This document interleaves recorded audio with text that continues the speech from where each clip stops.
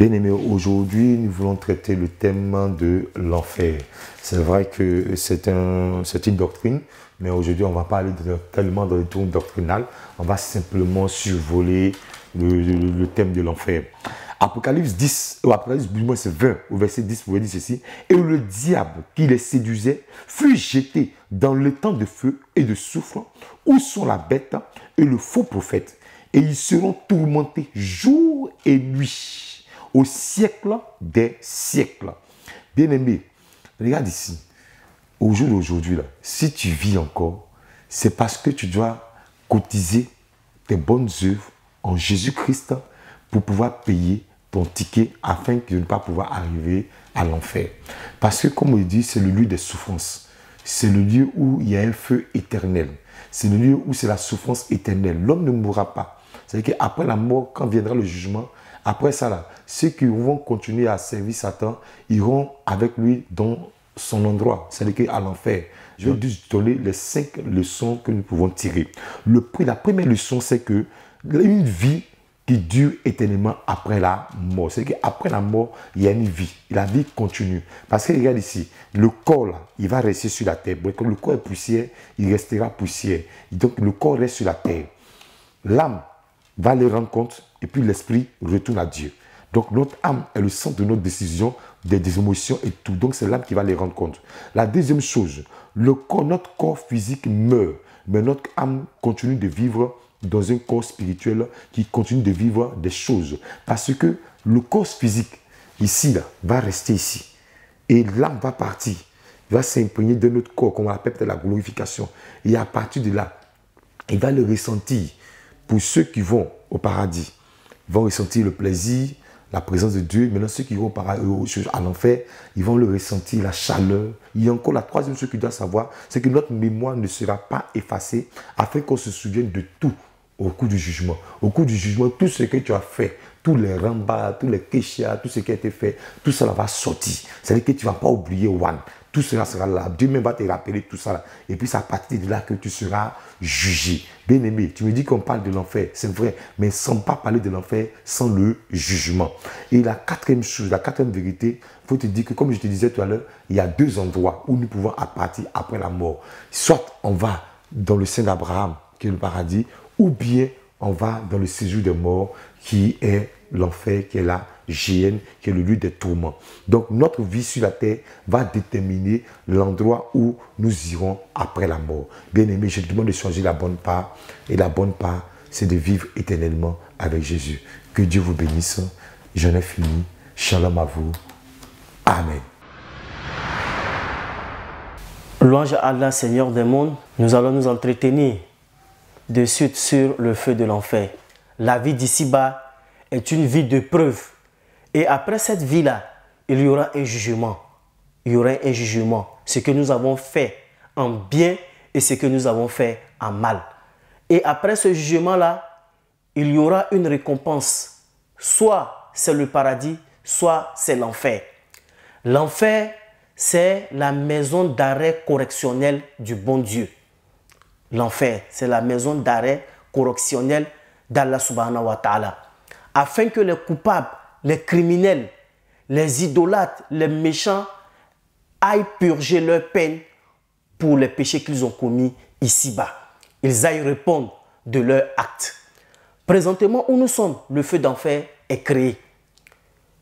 Le prophète alayhi salam, il nous dit dans un de ses hadiths authentiques, j'ai visité le feu de l'enfer.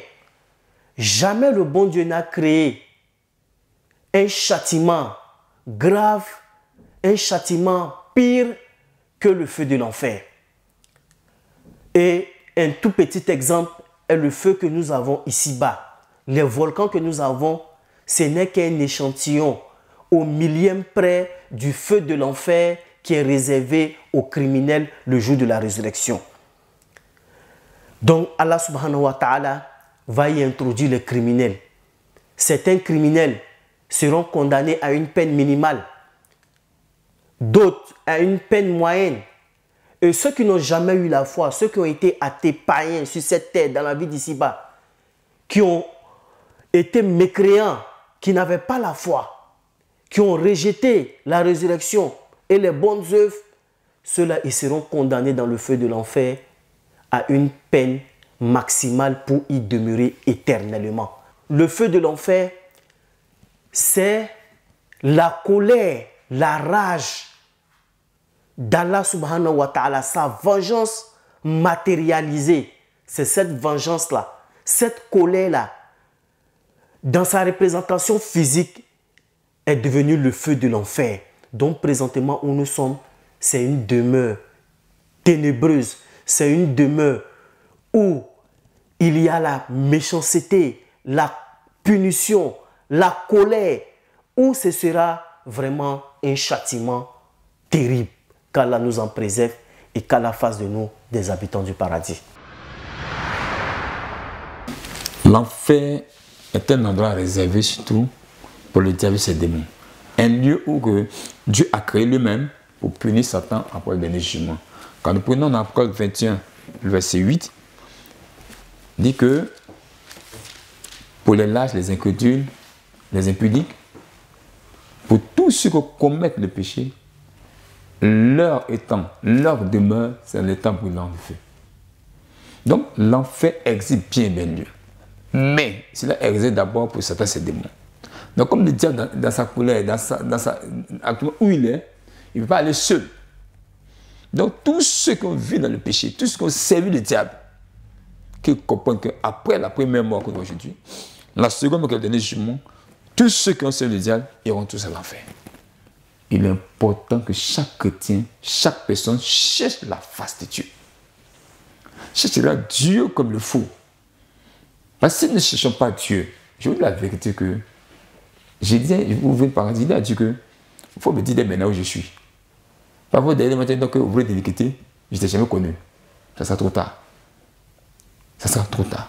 Or, c'est dès maintenant on prépare tout ce quand tu es vivant. Ta communion avec Dieu aujourd'hui est importante. Ça va t'aider à aller au ciel. Mais tu ne peux pas être chrétien et puis avoir un pied dedans, un pied dehors. Ça, attends-toi, tu vas l'enfer. Donc ce lieu, on appelle la seconde mort. Grâce à ce disait de quoi? Grâce à ce disait pas encore des fruits, des désirs de la chair. Ceux qui vont commettre ces différentes actions, la Bible dit que leur place sera dans l'étang brûlant, qui est l'enfer, et non pas au ciel. Il dit, or les œuvres de la chair sont manifestes. On a cité juste au verset 21. Que sont combien de têtes ne rentreront pas le ciel. Pourquoi? Parce que le péché n'entrera pas au ciel. Le péché est automatiquement avec Satan et ses démons à l'enfer, qui est la seconde mort, qui est le lieu réservé pour le diable, pour le châtiment dernier, après le jugement qui existe bien mieux.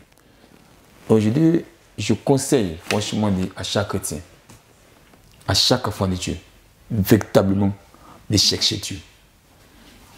De chercher Dieu. Toi qui n'as pas encore accepté le Seigneur, vois, je dis l'enfer existe, abandonne toutes choses pour voir suivre le Seigneur, afin qu'au dernier jugement, tu puisses hériter le royaume des cieux.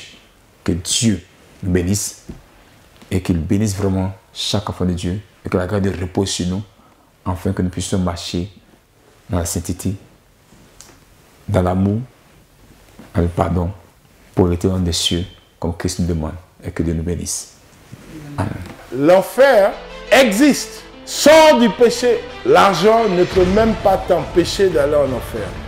Ta beauté ne peut pas t'empêcher d'aller en enfer. Ton teint, cacao, chocolat ou je ne sais quoi ne peut t'empêcher d'aller en enfer. Ta belle voiture ne peut pas t'empêcher d'aller en enfer.